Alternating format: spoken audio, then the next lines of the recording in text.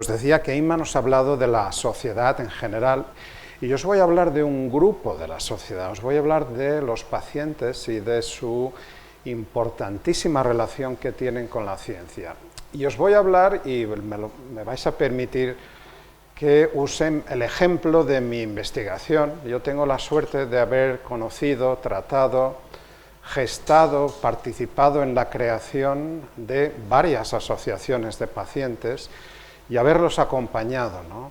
Yo creo que los científicos que nos dedicamos a la biomedicina, si algo tenemos que hacer es contribuir a mejorar la calidad de vida de las personas. Y esto incluye contribuir a solucionar los problemas de salud, es casi un imperativo moral. Y eso incluye también escuchar a las personas a las cuales nosotros estamos investigando a través de las dolencias, de las patologías que tienen. Nadie escoge ser paciente. ¿Quién escoge? Nadie lo escoge. Las enfermedades nos tocan a todos, sin distinción de clase social, ni nuestro poderío económico, ni nuestra capacidad cultural, en muchos casos sin distinción de género, sin distinción de edad. Por lo tanto, el conocer en cada una de las patologías el que existen personas, conciudadanos a nuestro alrededor, que lo están pasando mal, que lo están sufriendo, pues creo que es muy importante y es una de las labores que tenemos que hacer los científicos, ¿no? A veces el cómo uno acaba trabajando, sobre todo en ciencia, sabéis que es producto de la serendipia. La serendipia, estos hallazgos ocasionales, estas situaciones inesperadas que de repente aparecen en tu vida y de alguna manera acaban determinando porque ves que puedes contribuir en algo al respecto, ¿no? Yo hace unos 30 años estaba trabajando en Alemania en este tipo de modelos animales. Yo, a pesar de haber hecho la tesis en biología molecular de plantas, cuando acabé mi tesis trasladé el sistema de investigar cómo funcionan los genes desde las plantas, desde el maíz, en que hice mi tesis doctoral, a los ratones. Y decidimos utilizar un gen que era muy agradecido, porque cuando dejaba de funcionar, pues no había que hacer demasiados experimentos. Se perdía la pigmentación, es el gen de la tirosinasa, y durante pues bastantes años estuvimos modificando genéticamente este gen, porque cuando se recuperaba la función, se restauraba la pigmentación, y nos pudimos hacer incluso un pantone de colores aquí con los diferentes ratones con diferente pigmentación. Y en esas estábamos que en el año 93 recibo una llamada de un experto en oftalmología de Londres que me dice: oye, estos ratones que estáis haciendo son muy interesantes. Digo, hombre, gracias. Dice, me interesaría poder trabajar con ellos. Digo, hombre, por supuesto, ¿no? A ver, dime dónde te los mando. Y bueno, establecimos una conversación y a mitad de la conversación suelta, porque tú sabes que los ratones estos sin pigmentación, los ratones albinos, apenas ven. Tú sabes que son básicamente ciegos. Y dije, ¿pero cómo? Yo hasta entonces había estado trabajando con unos ratones de colores a los cuales yo creía que estas alteraciones solo eran meramente estéticas, que me servían pues para mis tipos de estudios, y descubro que estos ratones son modelos animales de una patología que hasta entonces pues no me había interesado o no la había coincidido, que es el albinismo. Y a partir de entonces me doy cuenta que cada uno de estos ratones de colores que vamos generando, además de servir para entender cómo funcionan los genes, resulta que son modelos animales de distintos tipos de albinismo. Y entonces descubro algo que hace 30 años ni usábamos este término, y descubro que el albinismo es una de las muchísimas condiciones genéticas poco frecuentes que nos afectan en la sociedad, ¿no? El término de enfermedades raras es relativamente frecuente. Los que llevamos unos cuantos años en este negocio nos damos cuenta de que antes hablábamos de enfermedades congénitas que aparecían evidentemente consustancialmente con el nacimiento, porque eran mutaciones de nuestros genes, y que afectaban a más o menos gente en la población, pero la terminología de enfermedades raras no aparece hasta alrededor del 2012, 2015 o un poquito antes, en 2005-2007 en Europa. Y aparece porque nos damos cuenta de que podemos definirlas de una forma absolutamente arbitraria, todo aquello que afecta a menos de una de cada 2.000 personas. Y esto es un cajón desastre. Aquí hay de todo. Aquí lo único que nos estamos fijando es en su prevalencia, y resulta que tenemos un montón de ellas, tenemos más de 6.000, y resulta que cuando combinamos el hecho de que afectan a pocas personas, pero hay miles de ellas, resulta que nos sale un número que no tiene nada de raro en España, y nos salen 3 millones de personas afectadas por alguna de estas enfermedades raras. Esto es un 6,5% de la población, ¿no? Yo cuando hablo de estos temas, cuando nos referimos, y Inma ha estado utilizando muchos porcentajes, cuando hablamos de un 10%, de un 20%, incluso de descuento, todos echamos los números fácilmente, ¿no? Pero un 6,5% es un número raro, es un número difícil, ¿no? Por eso, para ponerlo en situación, para saber de qué estamos hablando, a mí me gusta ponerlo en situación, por ejemplo, con una ciudad conocida, Madrid. Madrid tiene un poco más de 3 millones de habitantes registrados. Esto quiere decir que si aplicamos un 6,5%, pues nos saldrán pues unas 200.000 personas en Madrid que pueden estar afectados por alguna de estas enfermedades raras. Y ahora os voy a dar un dato que no se os va a olvidar jamás, y que creo que eso es muy importante. Una de cada 15 personas con las cuales nos cruzamos en la Gran Vía de Madrid puede ser una persona con enfermedades raras. Aquí somos más de 15 personas. Por lo tanto, aquí es posible que alguno de nosotros pueda tener alguna de estas enfermedades raras que son muy diversas, que a veces son insignificantes y son muy difíciles de ver porque tenemos un nivel elevado de piruvato en sangre, o un poquito más de colesterol en sangre, o un tipo de miopía que también tiene un origen genético, como podría ser mi caso, ¿no? Por ejemplo, conocéis la más común de todas las enfermedades poco frecuentes, desgraciadamente grave, fibrosis quística, que afecta aproximadamente una de cada 2.000 personas, otra enfermedad metabólica que es de detección inmediatamente después del nacimiento, que es una enfermedad grave, si no se trata, que es la fenilcetonuria, que afecta a una de cada 10.000 personas, la acromatopsia, que es la incapacidad de percibir colores, no es el daltonismo es el trastorno de visión de color. La acromatopsia no percibe ningún color, ven la vida en blanco y negro, ven la vida en grises, una de cada 100.000 personas. Y la progeria, que también es devastadora, este envejecimiento acelerado, que es una de las llamadas enfermedades ultra raras, que afecta a una de cada 1.000.000 de personas. Claro, el albinismo es una de ellas, y en el albinismo lo que se ve no es lo importante, lo que se ve que es esta persona que carece de pigmentación, no es lo relevante es saber que es una condición genética que cursa con un déficit visual importante. Las personas con albinismo son personas con ceguera legal. ¿Qué es la ceguera legal? Es tener una agudeza visual inferior al 10% del resto de la población. Afecta aproximadamente una a cada 17.000 personas. Estos son alrededor de 3.000 personas en España. Es muy diversa y tiene una serie de connotaciones, una serie de síntomas. Por ejemplo, la retina de las personas con albinismo no tiene zona central. ¿Qué es la zona central de la retina, la fovea? Pues lo que estáis utilizando ahora para verme a mí y lo que yo utilizo para veros a vosotros. Es lo que centra nuestra atención, mientras que la retina periférica es lo de mirar por el rabillo del ojo. Yo estoy viendo aquí la máquina del aire, pero no la veo muy bien, pero como la recuerdo haber visto antes, pues me imagino cómo es.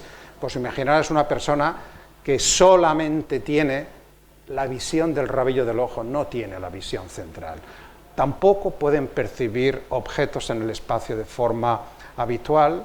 Nosotros tenemos dos ojos, cada ojo envía información a cada uno de los dos hemisferios, en cada uno de los hemisferios se integra la visión, esto ocurre de forma automática, no nos enteramos, y yo veo a Inma que está cerca y veo a Jesús que está más lejos, y tengo esta percepción, esta ilusión óptica de profundidad. Las personas con albinismo, su ojo derecho solamente habla con el hemisferio izquierdo, y su ojo izquierdo solamente habla con el hemisferio derecho. Con lo cual ven el mundo en dos dimensiones. ¿Y cómo se ve el mundo en dos dimensiones? Pues se ve mal, El cerebro no lo interpreta adecuadamente, intenta denodadamente enfocar y sin conseguirlo, y por eso algo que es sintomático en las personas con albinismo es esta característica: los ojos se les mueven, son nistagmo. El ojo está intentando enfocar sin conseguirlo. Para ellos el mundo no se mueve. El cerebro es tremendamente plástico y procesa la información y elimina todo lo que no es necesario. Esto genéticamente es muy complejo y esto es un ejemplo de lo que ocurre con las enfermedades raras, y es un ejemplo también para entender esta relación que tenemos los científicos, o debemos tener los científicos, con los pacientes. Hay nada menos que 22 tipos, ¿no? Quizá os pensabais que esto del albinismo estaba causado solamente por el gen de la tirosinasa. El gen de la tirosinasa es el primero de ellos, es el más común de los tipos de albinismo, pero hay 21 tipos más, otros tantos genes que cuando están mutados dan lugar pues a diferentes tipos de albinismo, como por ejemplo el que también estamos viendo en los ratones de laboratorio. Esta es una persona que hemos diagnosticado en el laboratorio, que tiene una mutación en este gen, el mismo gen que los ratoncitos que os he enseñado hace un momento, pero existen otros genes que también dan lugar a personas con albinismo que también tienen esas mismas alteraciones. ¿Qué es lo que nos piden las... ¿Qué pasa? ¿A qué pasa? ¿Que se ha puesto...? Ah, sí, bueno, pues tú me lo dices y yo voy dándole. Bueno, pues entonces, aquí tenéis, esta es una chica que también diagnosticamos en el laboratorio. ¿Qué es lo que nos piden las personas? Bueno, lo que nos piden es esencialmente, los pacientes, información. Y os podéis sorprender porque quizá muchos de vosotros pensaríais que lo primero que piden los pacientes es que les curen su sintomatología. Y esto, evidentemente, que también están interesados, pero lo primero que quieren es saber qué les pasa, que alguien les cuente qué les pasa. Yo he llevado desde principios de los 90 trabajando en estos modelos animales. En el año 2005, hace 17 años, me llega un correo electrónico. Yo suelo poner muchas cosas en la web y siempre compartimos lo que hacemos, ¿no? Intento pensar que alguien podría aprovecharlo, y resulta que esa página web la ve un padre de un niño con albinismo de Alicante. Me envía un correo muy sencillo que me dice: ¿usted vendría a Alicante a explicarme qué es lo que le pasa a mi hijo? Porque yo le he preguntado a mi médico de cabecera, le he preguntado a los hospitales y me explican no sé cuánto, y no acabo de entenderlo.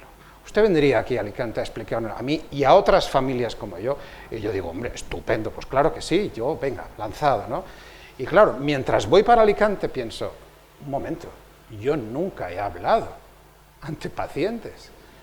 Y entonces empiezo a reflexionar. Yo supuestamente creo que sé algo de esta patología, pero les voy a hablar a personas que conviven con ella 24 horas al día, que saben infinitamente más que yo. Con lo cual empiezo a sudar y empiezo a darme cuenta de que esto es un reto, que no es tan sencillo hablar de una patología a personas que tienen esa patología, que hay que tratarlo esto con un enorme respeto, con una enorme delicadeza y con una enorme sensibilidad. Y hay que eliminar palabras que habitualmente usamos en el lenguaje científico. Por ejemplo, una palabra que yo nunca uso cuando hablo con pacientes es la palabra normal. ¿Quién es normal? Nadie somos normales. Todos somos mutantes, todos tenemos alguna mutación. Algunas mutaciones se manifiestan y tienen esta presencia, y en este caso pues es muy escandaloso en el caso del albinismo, ¿no? Nos piden apoyo, ayuda y comprensión. Nos piden saber qué se está investigando y si existen o se están desarrollando. No tienen por qué saberlo y no tienen por qué saber que hay personas que investigamos estas patologías, ¿no? Nos piden descubrir si hay otras personas como ellas. Estamos hablando de enfermedades raras. Una familia que tiene un niño o una niña con albinismo en una determinada ciudad pequeña, probablemente es la única persona con albinismo de esa ciudad. No han conocido a ninguna otra familia. ¿Hay otras familias como nosotros? ¿A alguien les ha tocado también la lotería? En este caso, la lotería genética. ¿Cómo puedo acceder a ellas? ¿Qué podemos hacer? Podemos colaborar, y aquí os debo decir que en Europa hemos mejorado sustancialmente con el Reglamento General de Protección de Datos, que se aprobó en 2016 y entró en vigor en mayo de 2018, ¿no? ¿Os acordáis todos aquellos correos que recibimos? Todas las empresas nos decían que confirmáramos nuestro interés. Bueno, eso es lo que vimos de la aplicación del reglamento. Pero una de las cosas que se habla poco es que este reglamento ha empoderado muchísimo a los ciudadanos. Nosotros antes, los investigadores, íbamos a buscar los pacientes. Ahora son los pacientes los que se organizan en asociaciones y se dirigen a los investigadores que les merecen mayor confianza y les dicen: somos un grupo de pacientes y que tenemos esta patología, sabemos que usted está investigando en ella, úsenos, nosotros queremos colaborar. Esto no había pasado anteriormente, esto es algo que está pasando actualmente, ¿no? Quieren participar en ensayos clínicos, quieren saber si existen estos ensayos clínicos y quieren que les ayudemos a solicitar ayudas. Porque claro, dice, ¿y por qué me ha tocado a mí? ¿Y qué mal he hecho yo? ¿Por qué yo tengo que tener esta enfermedad rara y mi vecino no tiene, su hijo no tiene esta enfermedad rara? Yo tengo que asumir unos costes. Pues en función del tipo de patología, pues habrá unos tratamientos sintomáticos que aliviarán el dolor o aliviarán algunos de los síntomas de esa enfermedad. Y claro, de entrada, pues esto los tiene que asumir la familia. Pero bueno, uno tiene que preguntarse, ¿existe algún apoyo por parte de las administraciones? Las familias en general no lo saben, entonces, en particular aquellos investigadores que estamos en centros públicos, de alguna manera más cerca de las administraciones, sean autonómicas, sean locales o sean a nivel nacional, pues echarles una mano, ayudar. Por lo tanto, ¿qué podemos hacer? Pues darles esa información que nos piden, darles ese apoyo, explicar que se está investigando. Veréis a continuación una serie de imágenes y yo me llevo a las reuniones con las asociaciones a mis estudiantes de doctorado, que igual están estudiando una mutación determinada de uno de estos genes que causa albinismo, ¿no?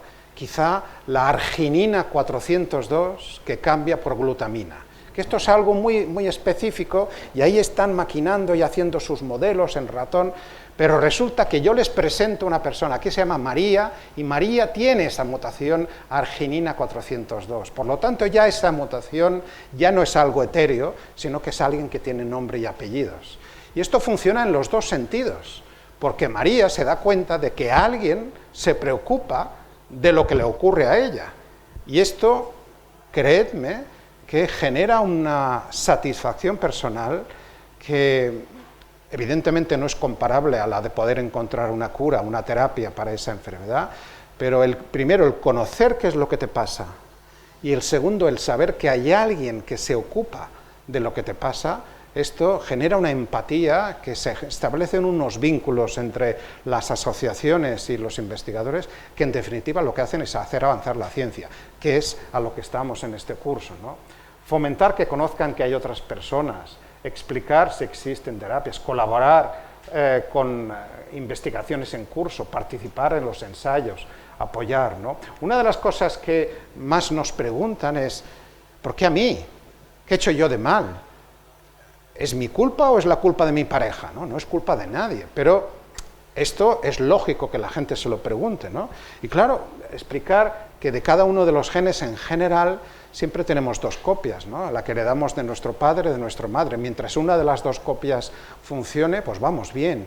Pero si resulta que tanto el padre como la madre son portadores de una alteración y la que trasladan a alguno de sus hijos, en los dos casos son las copias no funcionales, esa persona no va a tener para ese gen ninguna copia funcional.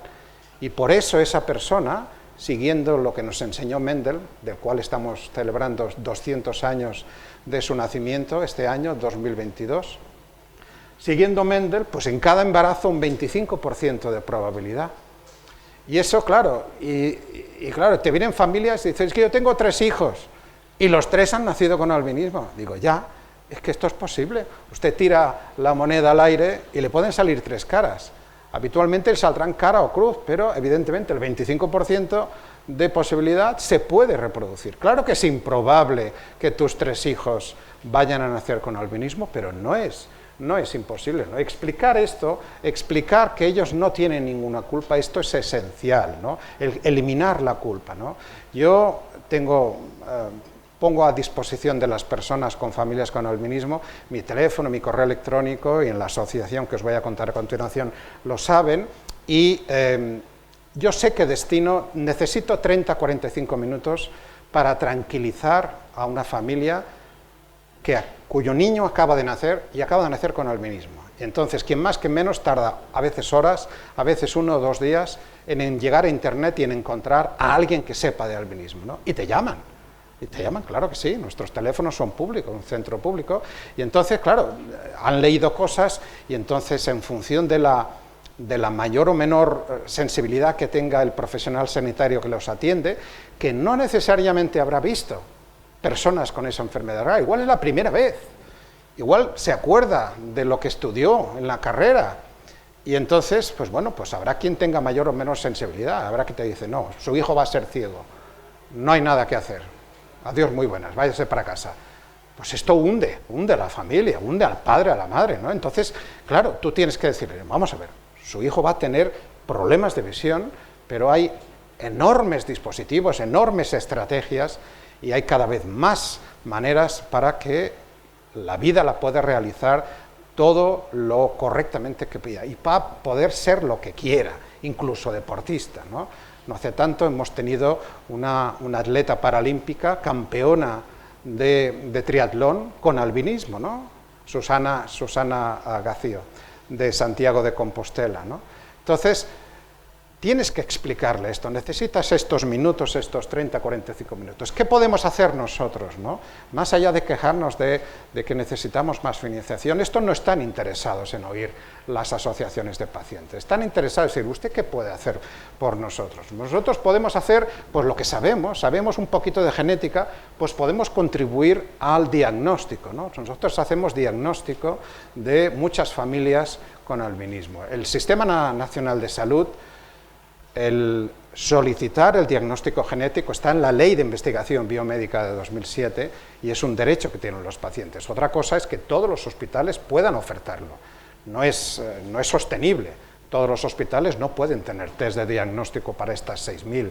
Y entonces, bueno, pues los que buenamente trabajamos en cada una de ellas o estos grupos de enfermedades, pues tenemos que colaborar. Y esto lo hacemos nosotros desde el Ciber de Enfermedades Raras, desde el Carlos III, y pues llevamos, pues fijaros, más de 600 personas pues diagnosticadas, ¿no? Y aquí tenéis algunos de los archivadores, esta foto es antigua, llevamos por 700 personas, aquí cada una de las hojas que hay aquí es una persona con nombre y apellidos que hemos diagnosticado en el laboratorio y no le hemos solucionado el problema, pero sabe qué es lo que le pasa.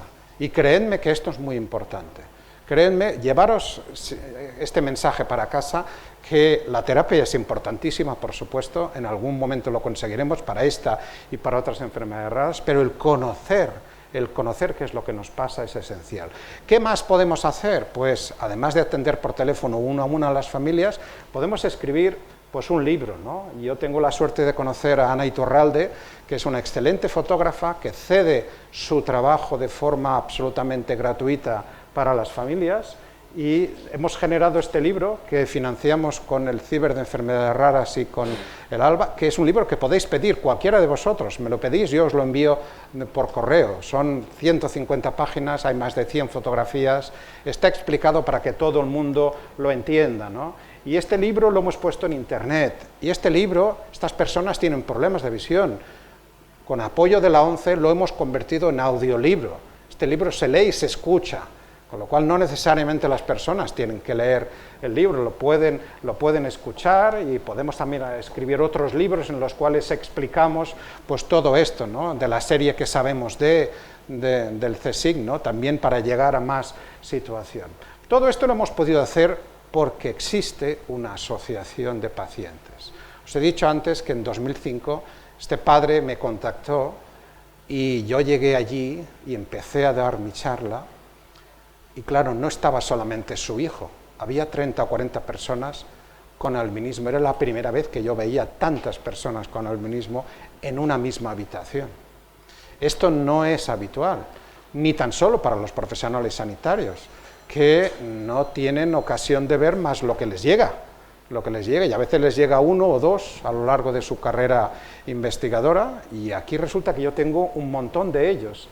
Y en 2006 decidimos, y digo decidimos y me incluyo porque formé parte de la fundación de esta asociación, de la que soy miembro y asesor científico, y desde entonces hemos organizado una serie de encuentros anuales que veréis que a medida que han pasado, no sé qué ha pasado ahora.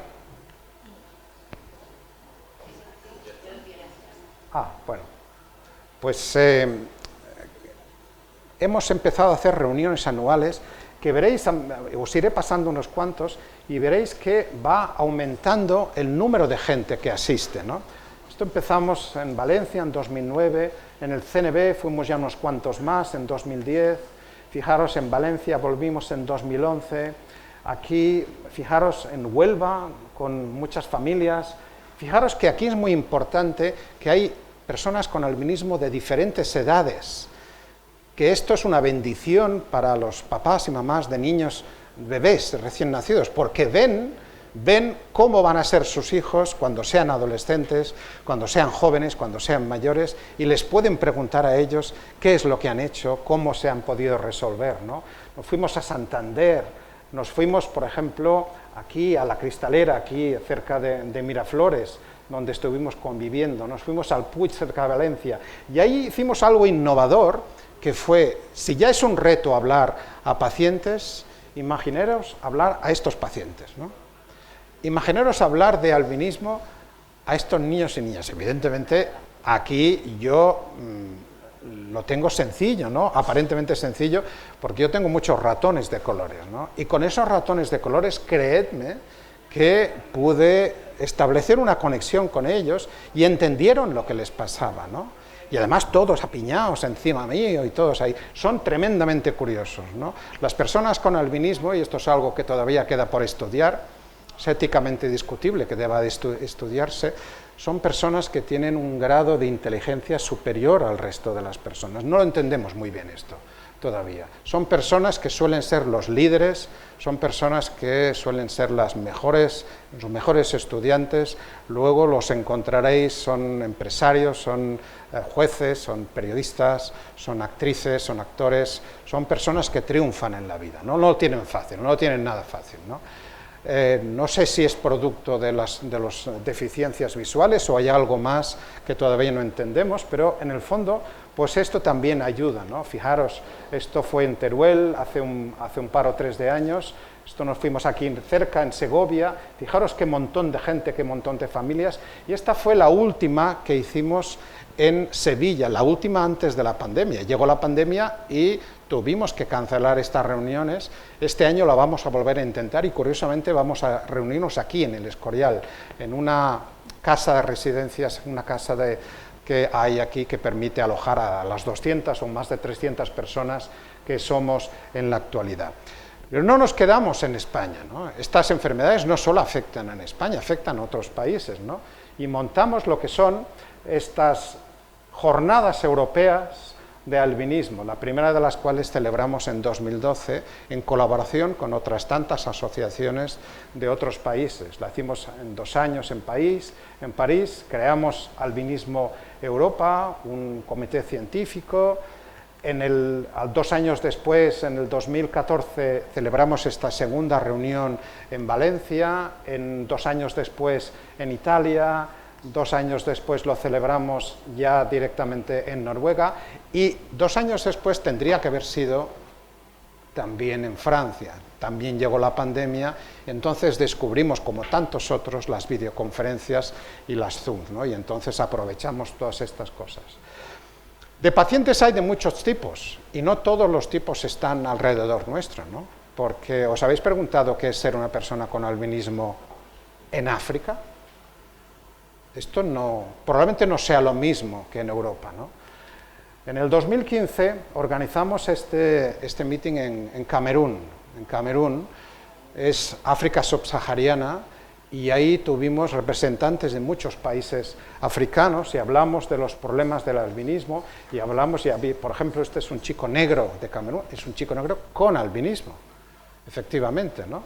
Y hablamos esto es una familia de la que os decía antes, tres hijos de una familia de Mauritania y los tres con albinismo, ¿no? Claro, aquí una persona con albinismo, esa falta de pigmento se puede proteger con una crema, se puede poner a la sombra, se puede poner ahí la ropa adecuada, pero en África tenemos cremas, tenemos ropa, tenemos sombra, pues probablemente no, ¿no? Y empiezas a ver lesiones cutáneas que no se ven en Europa, que son desconocidas en Europa, porque antes de que lleguen a estas lesiones, pues vamos al dermatólogo a que nos curen, ¿no? Estas lesiones se van malignizando y de hecho son las que acaban causando que la mayor parte de personas con albinismo en África, de forma absolutamente gratuita e innecesaria, fallezcan antes de los 40 años. La esperanza de vida de una persona con albinismo en Europa es la misma que si tuvieras o no tuvieras albinismo. En África no.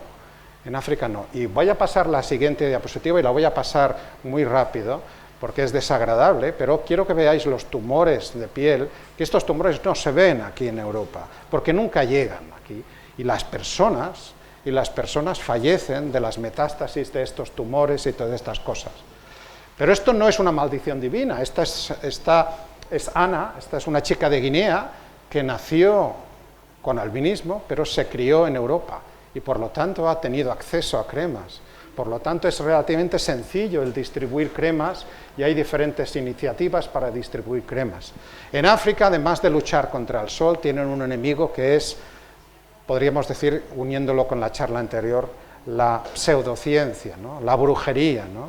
Existe esa creencia absolutamente bárbara e irracional que poseer un fragmento de una persona con albinismo nos va a dar suerte o salud en la vida. Y esto es tan brutal que cuando lo explicamos la gente no se lo cree, la gente dice, esto tiene que ser un bulo, esto no puede ocurrir, ¿no? Bueno, solamente os invito a ver hace un par de semanas en el Guardian, el diario británico, donde hubo uno de estos casos. Niños que son secuestrados, mutilados. Pues todo el mundo sabe que en el retrovisor del coche alguien lleva una pata de conejo y esto le da buena suerte. Y nos parece a todos bien, menos al conejo, claro. Pero imaginaros que lo que cuelga no es una pata de conejo.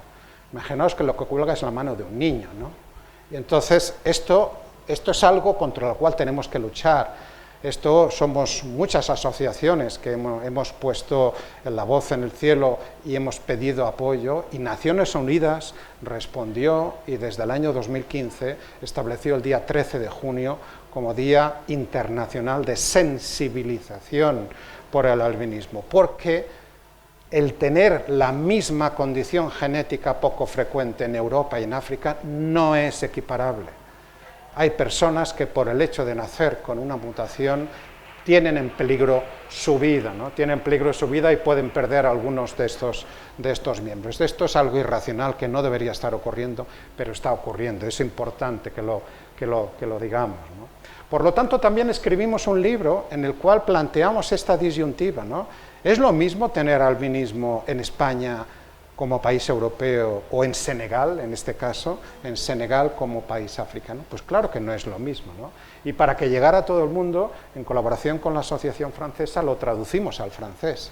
Sabéis que muchos de estos países de la África subsahariana son de origen francófono, ¿no? Y se han mejorado. Esto lo hemos extendido a nivel global.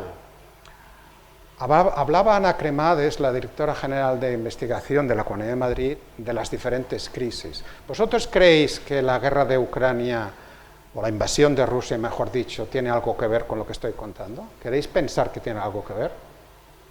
Pues yo os diré que sí. Desde hace 1 año y medio estábamos organizando la primera reunión de la Asociación de Personas con Albinismo en Rusia. Personas que han nacido con albinismo y que necesitaban que alguien les viniera a contar, contactaron con algunos de los que trabajamos desde hace muchos años y teníamos comprometido nuestra asistencia. Esto tenía que haber tenido lugar en mayo, claro, con la guerra sobre el papel. Los que trabajamos en instituciones públicas recibimos unas instrucciones muy claras. no podemos establecer estos vínculos ni colaborar. Ellos no tienen en absoluto ninguna culpa, quien hace la guerra es su presidente, pero resulta que, fijaros lo que son las cosas, la guerra causada por esta persona que está fuera de sí, pues resulta que también tiene implicación a alguien que no tiene ninguna culpa al respecto y que lo que pedía es información y que en este caso no la ha podido recibir porque no hemos podido viajar. Hemos creado la Alianza Global por el Albinismo y vamos a trasladar estas jornadas europeas también a nivel internacional, lo que hemos llamado ISCA, que es la International Scientific Conference on Albinism, que este año pues también la vamos a celebrar de forma online. Os preguntaréis, esto va mucho en dirección hacia los pacientes, pero ¿devuelven los pacientes digamos, información o actividad o interacción con los investigadores? Pues yo os diré que sí, yo os diré que hemos podido establecer colaboraciones y hemos podido hacer publicaciones y proyectos gracias a que las asociaciones nos han reunido. Muchos de nosotros acudíamos a no existían conferencias sobre albinismo, existían conferencias sobre muchas otras cosas en las cuales participamos algunos de nosotros, otros no. Siempre hay esta diferencia de los meetings clínicos y los meetings de investigación básica. Somos diferente gente, no hablamos entre sí y esto siempre es malo. Las asociaciones de pacientes dijeron, esto hay que acabarlo. Y en este caso dijeron, bueno, aquí vamos a traer al clínico, vamos a traer al investigador básico, vamos a traer al cuidador, vamos a traer al psicólogo que se encarga también de ayudar a que la persona pues sepa qué es lo que le ocurre y sepa interaccionar con el resto de personas. Sabéis que los niños pueden ser muy crueles en la escuela y el tener un niño en una escuela, en una clase que sea tan distinto, puede ser a la larga muy educativo para el resto de los niños, pero al principio esos niños lo pasan muy mal. Entonces ahí es necesario también la participación de psicólogos, ¿no? ¿Cuál es el beneficio que hemos obtenido? Pues publicaciones.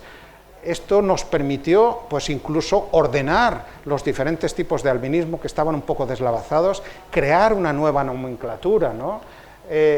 Intentar seguir investigando los diferentes tipos de albinismo, investigar qué es lo que pasa con esta pérdida de la retina central, ¿no? Aquí estamos muchos en esta investigación que acabamos de publicar y que cada uno de nosotros hemos aportado los pacientes que teníamos. Cada uno de nosotros tenemos pocos pacientes, pero la suma de todos estos investigadores hay muchísimos, ¿no? Y esto nos permite incluso proponer explicaciones que hasta hace poco eran imposibles, ¿no? Esta revista es la primera revista de oftalmología. Yo nunca pensé que tendríamos ocasión de publicar en esta revista de oftalmología que nos permite, gracias a todos los que trabajamos en este grupo de albinismo, gracias a las interacciones con las asociaciones, el haber progresado, ¿no? Bueno, también hay que tener en cuenta de que no es posible todo en ciencia, ¿no? Y esto con los pacientes hay que ir con mucho cuidado, ¿no? Cuando, no necesariamente con el albinismo, pero con otras enfermedades más graves, en general, con buen cuidado, la gente no se muere de albinismo. En África sí, pero en Europa no, ¿no? Pero claro, si hay una enfermedad de estas raras muy grave, entonces resulta que el papá o la mamá te trae al niño o la niña y te dice, haga lo que tenga que hacer. Y hay que tener la cabeza muy bien amueblada. Y hay que ser muy frío y muy honesto. No todo lo podemos hacer, tenemos un marco que nos delimita, no hay límites también en la ciencia, ¿no? Y estos límites los hemos aprendido todos gracias a la pandemia, ¿no? Todos nos hemos aprendido este cuadro que nos lleva hasta tener un medicamento, o en este caso una vacuna, a disposición de todos, ¿no? Y este cuadro que nos habla de los estudios in vitro, que son los que empezamos los investigadores básicos, de los estudios preclínicos, que hacemos en vivo con modelos animales, que cuando todo lo anterior está garantizado, solicitamos a la agencia reguladora el inicio de un estudio clínico, pues vamos a pasar por diferentes fases en las cuales vamos a establecer la seguridad y la eficacia. Y claro, todo esto es aparentemente farragoso y lento y costoso, pero hay que insistir que este es el camino, no hay otro camino. Y este camino nos lo marca no solamente la ciencia, sino que nos lo marca la ética, ¿no? Ese conducto, ese trayecto hasta tener un medicamento, deriva de los 4 principios de la bioética, ¿no? Acordaros, la no maleficencia, la beneficencia, el respeto a la autonomía y la justicia, que lo podemos traducir por no hacer el mal, que lo que vayamos a hacer no generemos algo peor de lo que intentamos corregir. Esto tiene que ser esencial. Antes de intentar curar con nuestro medicamento, lo que nosotros vayamos a proponer no tiene que generar un problema adicional a ese paciente. Esto es básico. Por eso la seguridad viene antes que la eficacia. Lo segundo es que si sabemos que es seguro, tiene que servir para algo, tiene que ser eficaz, tenemos que hacer el bien, tiene que tener una utilidad terapéutica, ¿no? Y luego, acordaros que en los ensayos clínicos siempre hablamos de voluntarios. No vamos pillando a la gente por la calle y los vamos aquí asignando a un ensayo clínico. Le informamos, le explicamos qué es lo que le puede suceder, en qué va a participar, cuáles son los beneficios, si es que va a tener algunos, etcétera. Y cuando obtenemos el consentimiento informado de esa persona es cuando podemos progresar. Por eso tenemos que contar con la libertad individual. Y luego el cuarto de los principios, que es el que menos se cumple, que os podéis imaginar que es el principio de justicia. No tiene ningún sentido que lo que hagamos solamente acaba beneficiando a aquellos que se pueden sufragar estos medicamentos, ¿no? Esos medicamentos, esas terapias tienen que estar a disposición de todos, ¿no? En definitiva, seguridad, eficacia, voluntarismo y universal, ¿no? Incluso pues, en las técnicas mucho más avanzadas, ¿no? Dejadme acabar esta fase final de la charla pues yendo un poquito más allá del albinismo y explicándoos algunas ideas que creo que también nos ayudan a entender cómo los pacientes y las asociaciones de pacientes pues, están contribuyendo al desarrollo, ¿no? Todos hemos oído hablar de estas herramientas de edición genética, que por ejemplo también pueden ser inyectadas dentro del globo ocular, dentro del ojo, por ejemplo, para promover el recambio de una mutación génica, que esto es algo que también se ha intentado y se seguirá intentando con el albinismo, y en los cuales hay pues ya nada menos que más de 60 ensayos, ¿no? Evidentemente no llegan, veréis que hay muchos más ensayos de terapia génica, ¿no?, que utilicen estas herramientas de edición genética. En estos momentos hay 62. A mí me parece un número muy relevante. Apenas hace 10 años que empezamos a conocer estas herramientas, ya tenemos más de 60. Y ya tenemos pacientes, como el caso de Victoria Gray, que es la primera persona curada con anemia falciforme. Sabéis que la anemia falciforme es otra de estas dolencias en las cuales la hemoglobina tiene un componente que es la beta y la alfa. La beta está mutada y no es capaz de cargar oxígeno de la misma manera. Estas personas necesitan transfusiones constantes. Constantes quiere decir más de una a la semana. Esto no es calidad de vida. Aparte que tienen unos dolores terribles porque los hematíes, los glóbulos rojos, cambian de forma y ocluyen a los capilares, ¿no? Esto genera unos dolores terribles. Pues gracias a una estrategia basada en ediciones genéticas, pues esta persona se le sacó sangre, células troncales, células madre de la sangre, se le modificó, se le devolvieron estas células y ya está curada de por vida. ¿Esto funciona para todos los pacientes? Pues que sepamos, no, 22 de cada 45 hasta este momento, 22 de 45. Alguien dirá, es que todavía te quedan muchos, sí, pero es que hay un 50% de personas que hasta antes de ayer no tenían ninguna esperanza y ahora empiezan a tenerla, ¿no? O el caso más claro de otra enfermedad rara, que es la transtiratina amiloidosis, que es una enfermedad que progresa con el acúmulo de una proteína que es tóxica para las células musculares o nerviosas, que básicamente una de las maneras de luchar contra ello es eliminar el gen, inactivar el gen para que no siga produciendo más proteína. Esto se hizo en 2018 en ratones, una administración única, y además se hizo utilizando las mismas nanopartículas lipídicas que son las que se han utilizado para vehicular la vacuna contra el coronavirus, contra el SARS-CoV-2, ¿no? Acordaros, tanto BioNTech como Pfizer pues como Moderna, estas empresas han generado estas vacunas. Alguien podría pensar que esta tecnología solamente sirve para vacunas. Fijaros, aquí hay un choque de tecnologías y esta tecnología sirve para llevar estas herramientas terapéuticas a estos pacientes. Estos pacientes, finalmente se hizo una propuesta para el tratamiento de esta enfermedad, que no solamente se probó en ratones, sino que se probó en macacos, otro modelo animal, y finalmente en personas de tal manera que esto pues va adelante y sigue funcionando, ¿no? Hemos creado también una asociación en la cual también participan muchas asociaciones de pacientes, que se llama RISH, que es una asociación que promueve el uso responsable de las técnicas de edición, y ahí contamos también con los pacientes, ¿no? Creo que tenemos que aprender todos que los científicos sabemos de lo que sabemos, pero no tomamos decisiones.